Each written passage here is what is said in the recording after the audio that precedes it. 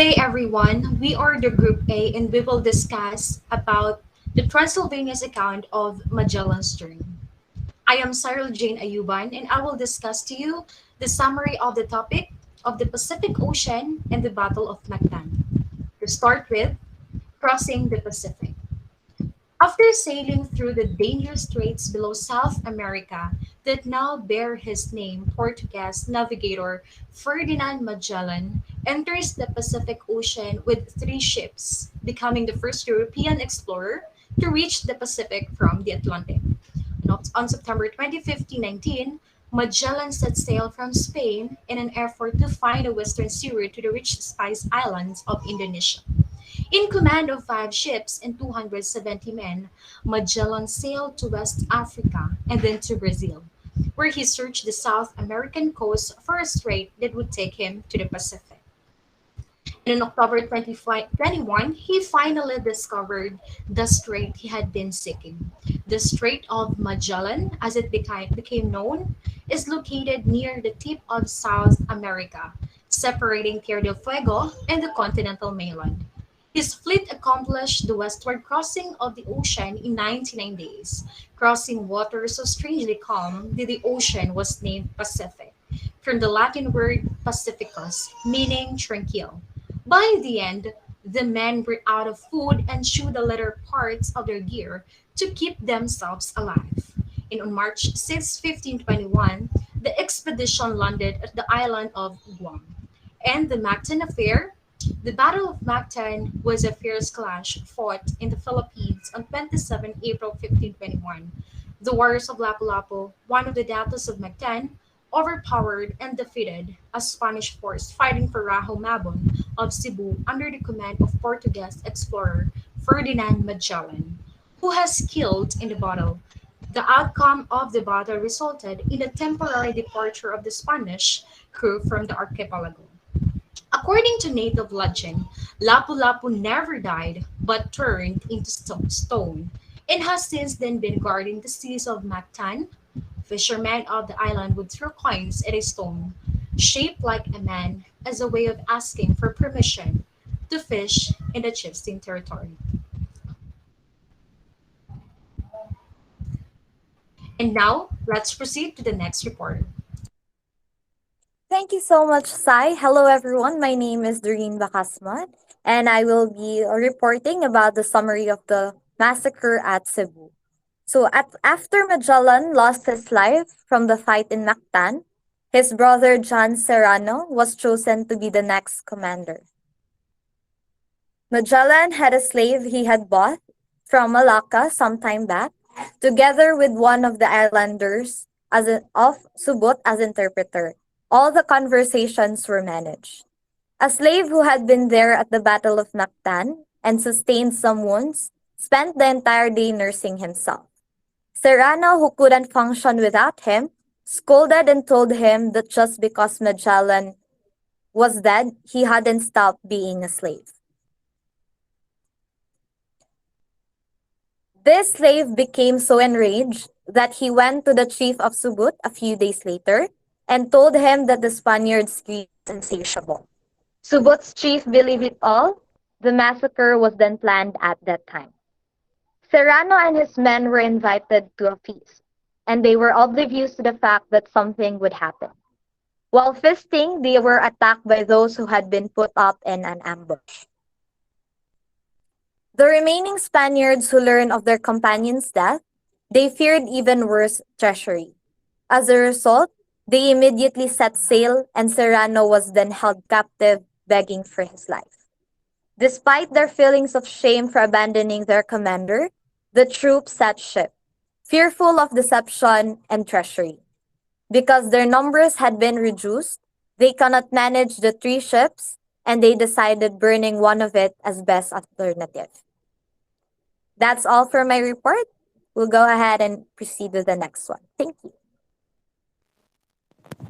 Thank you, Erica.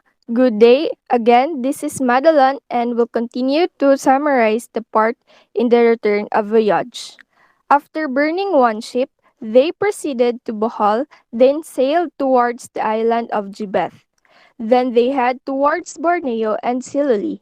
Afterward, they bid respect and goodbye to the king of Sicily that guided them the way to Moluccas and arrived at the island of Solo.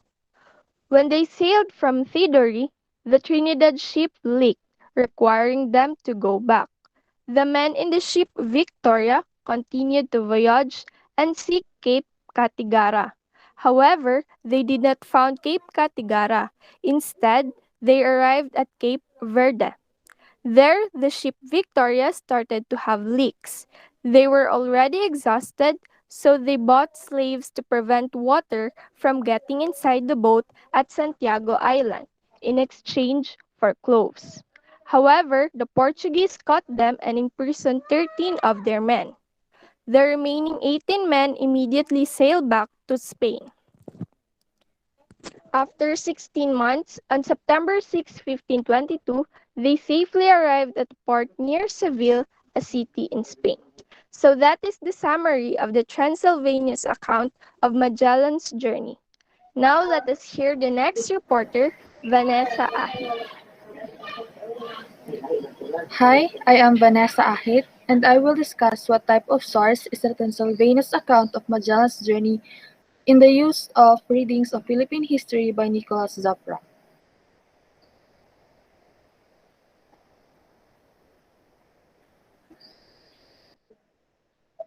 The readings of Philippine history by Nicholas Zapra, which has the Pennsylvania's accounts of Magellan's journey, was identified as a secondary source.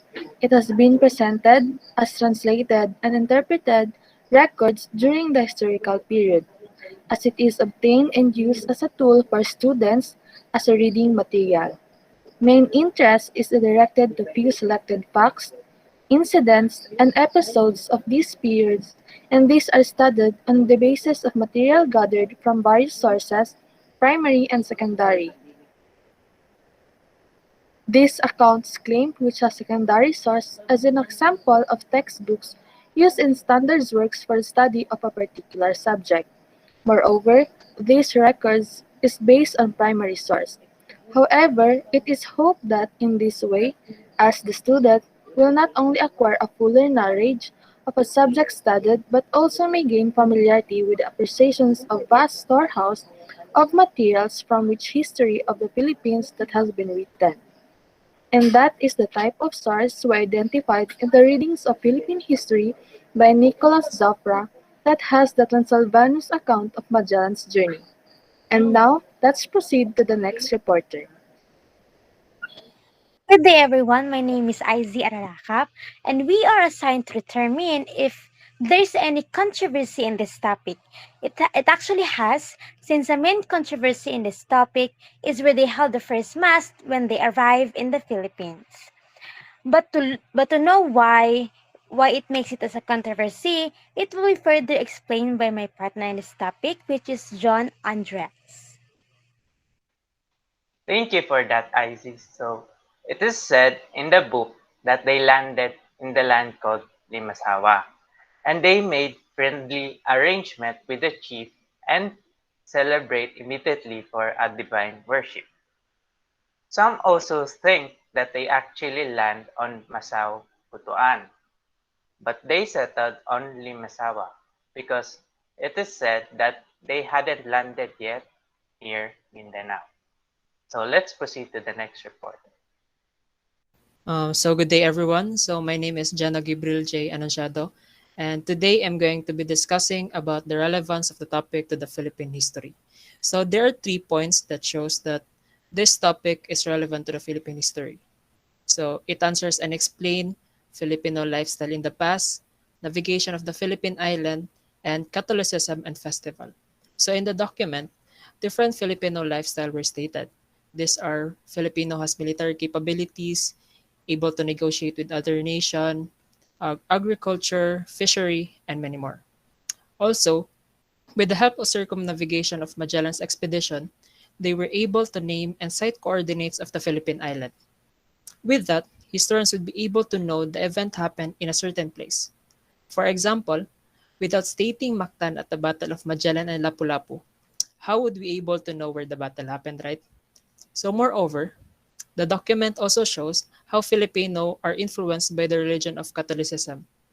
As Magellan and his crew arrive at the Philippines, they immediately celebrate their divine worship, which is a festival for the resurrection of Jesus Christ. Also, Magellan advises a sick man to devote himself to God in order to be cured. With action and words, we Filipinos are influenced by the Catholicism.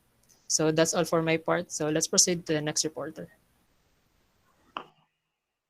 Hello everyone, I am Barbiel Eliza E. Abayan, and I am here to present to you the relevance of the topic to the new Filipino generation. Next slide, please.